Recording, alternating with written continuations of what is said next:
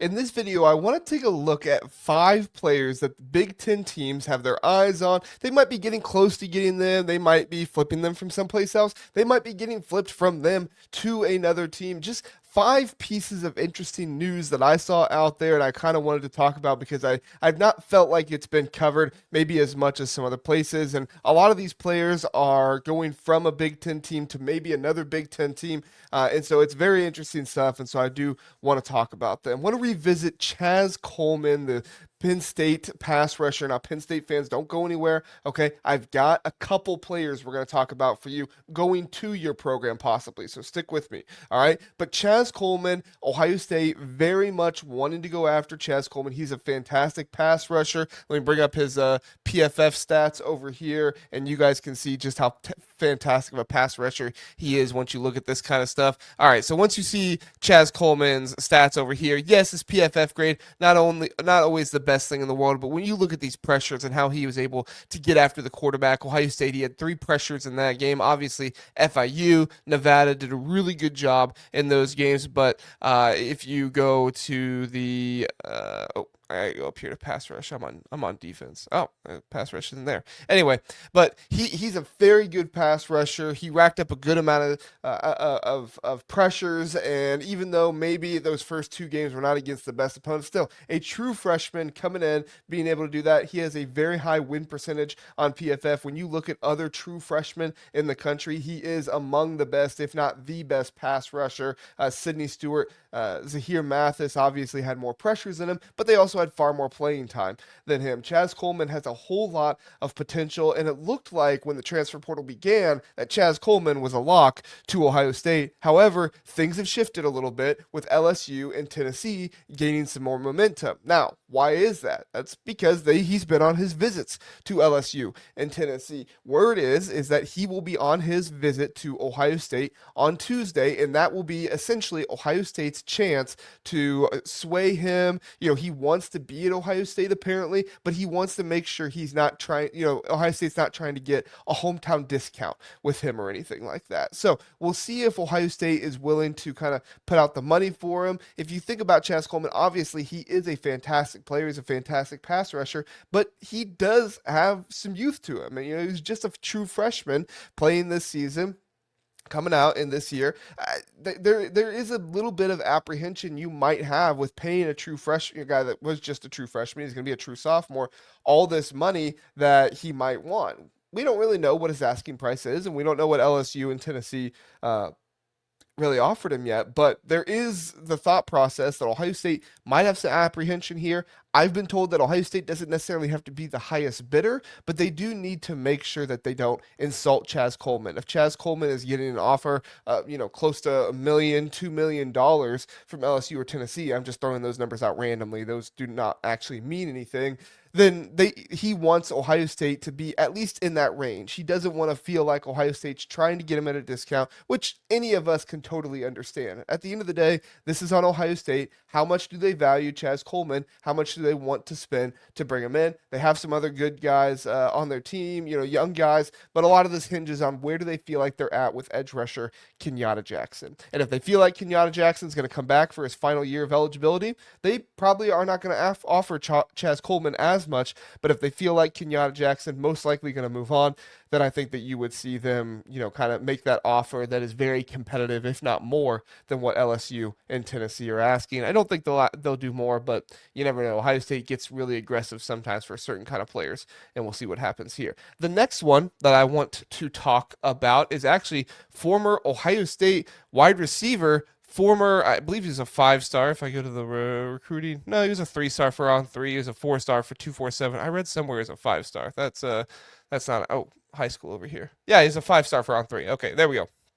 He was a 5-star with on 3, very, very highly coveted player in the portal. He is the number 28 wide receiver, 123 nationally. So maybe not the most highly coveted wide receiver out there. He's not like he's a top 20 guy, but everybody needs wide receivers this day and age in college football. And for Noah Rogers to be available and to be somebody that could go out and make a difference for a team would be really special for them. Sounds like Penn State is very much so interested in the Noah Rogers race. He obviously played at Ohio State for 1 year, went to NC State, played there the past 2 years, had 437 yards this year, 474 yards his first year playing there at NC State. Did not do much at Ohio State. I don't even think he got on the field. It looks like, well, he had PFF grade. He had 4 snaps. So it wasn't targeted, but he did have 4 snaps. So obviously he still has a red shirt there, because as long as you don't play in more than 4 games, you have a red shirt. But yeah, Noah Rogers, I think, would be a really good addition for Penn State. Sounds like he is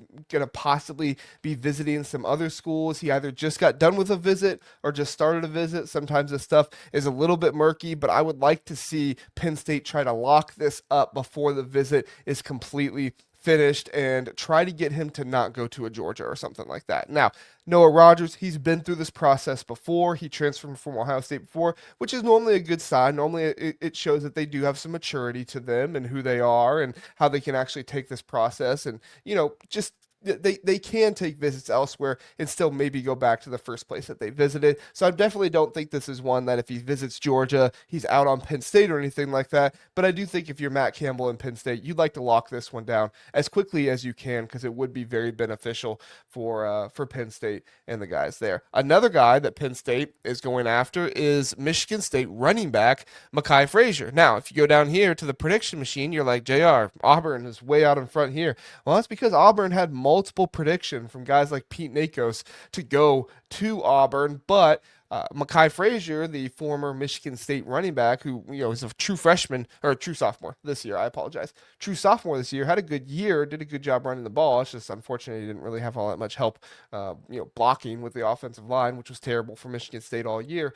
But for him to now schedule a visit to Penn State and now schedule a visit to Florida as well, guys that were putting in their predictions before for Makhi Frazier are starting to back off that a little bit and say, okay, maybe there's something different going on here. And so we could see Penn State possibly take this running back that was, predicted to go to an SEC school and possibly bring him around and bring him here to Penn State, which would be really beneficial for the Nittany Lions. Obviously, you look at the PFF. Oh my goodness, sorry guys.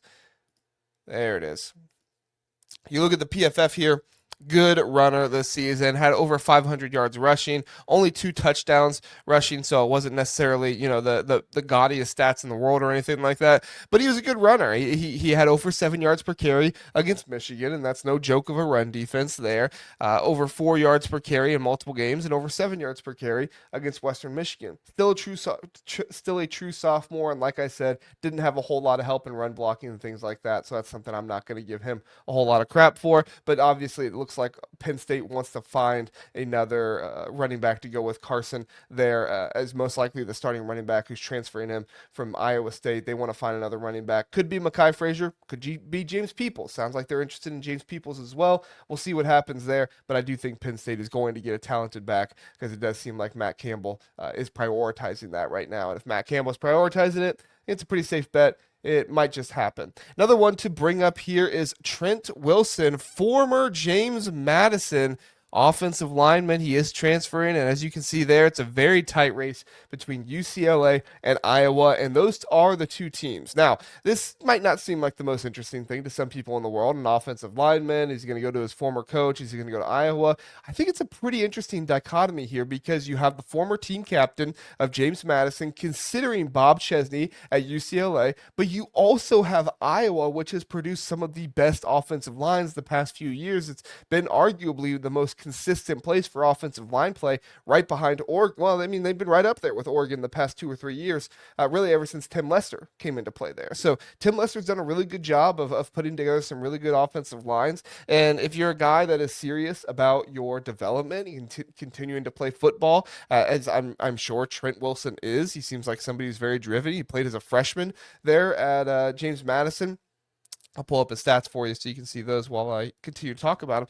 But I do think this would be a really interesting thing. He was kind of up and down, but remember, I mean, he was a freshman this year. So you're going to have up and down years when you're a freshman. It's just how it goes. So we'll see what happens with Trent Wilson. If Trent Wilson went to UCLA, I would think he'd probably have a really good shot at starting. I don't know if he would be guaranteed, but I think he'd have a really good shot at starting there. And then if he goes to Iowa, I don't expect him to start, but I do think that that would be a really good developmental situation for him. I lean you at UCLA here just because of, former head coach, opportunity to start, things like that. But at the same time, you never know what could happen with Iowa, if he has any deep connections over there as well. Going to be very interesting stuff to see what happens with Trent Wilson. Another guy that it's been very interesting with, and not so much on the good side of interesting for the Nebraska Cornhuskers, has been Kenny Minchey. Now, Kenny Minchey was committed to go to Nebraska, and he was scheduled to come on a visit to Nebraska and really iron everything out,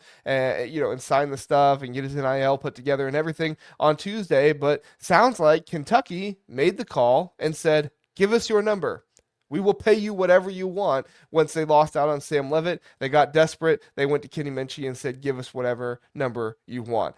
I got a hot take. I don't think this is the worst thing in the world for Nebraska. Me and Zach were just on the episode last night talking about this, commitment and Kenny Minchey. Is he really the guy you want to trust? And I know that Nebraska fans have kind of been split on Kenny Minchey a little bit. I'm not saying Kenny Minchey won't be a good quarterback, but I do have some apprehension of going after a guy and paying him big dollar when he doesn't have any starting experience, and when the best thing you've done in your career is you got second place in a quarterback battle. To me, it's just not the most impressive thing in the world. If you got that dog in you and you're that guy that's going to go out and be a winner, go out there, win the quarterback battle, and bring your team to victory. Now, CJ Carr was obviously very good this year, and who knows, there could have been other, NIL circumstances or something like that led to CJ Carr get the job, and maybe Kenny Minchey is better than CJ Carr. But for me, I'm putting such an emphasis on experience and play time and snaps and everything else for my quarterbacks that I don't hate this. I'm not going to say I like it. I don't hate this that Kenny Minchey is moving on to Kentucky. I especially like it that Matt Rule did not get desperate himself and say, "Well, we'll pay you whatever they're going to pay you. You just stick around here." So I think that was good for Matt Rule. And I'm kind of on an island here. I really like Matt Rule. I know not everybody is a huge fan of him, but I like Matt Rule, and I think that it's eventually going to pay off there at Nebraska. He's going through a few bumps in the road right now. Ultimately, I think it was the best thing for him to let go of Dylan Raiola. Sounds like it's going to be the best thing for him here to let go of Kenny Minchey. He's going to be with Will Stein, so he's going to be a good quarterback. Will Stein's going to put a good quarterback out there. But with the lack of experience and stuff like that, I just don't know if that's the best thing for Nebraska right now. So they are going to go after some quarterbacks that do have experience. The three quarterbacks that were named on the on-3 board for Nebraska, I think that's Husker Online there by Sean Callahan, was Aiden Childs, DJ Lagway, and Anthony Calandria. I think Anthony Calandria could be a good option here. I also think that Aiden Childs could be a good option here. Quite frankly, all of these guys have more experience starting and playing football than Kenny Minchey does. Maybe they don't have the best experience or the best time out there, but guess what? Bo Nix wasn't the best when he went to Oregon. It's just, it happens. Sometimes guys are not always in the best situation. Guys are not always in a situation that's best for them. I don't think anybody would have succeeded last year at Michigan State, with that offensive line. So honestly, if I'm Nebraska, I'm rooting at getting Aiden Childs here, kind of resurrect that career, bring him in, and maybe with him being older, TJ Lateef might just stick around and be there, and kind of wait his turn to be the next guy there. We'll see, maybe wishful thinking there, but I like this idea better of an Aiden Childs or an Anthony Calandria. Not super high on DJ Lagway because I think, they tried the 5-star thing and it didn't work out super well with Dylan Raiola. I don't think DJ Lagway is the same way, but it is something that I would probably stay away from. So let me know in the comments what you think about these 5 different portal players, and what do you think Nebraska should do? Do you think it was really, really, detrimental for Nebraska that they lost out on Kenny Minchey after he was committed? Are you like me and you're like, hey, it's not the worst thing in the world. This might be okay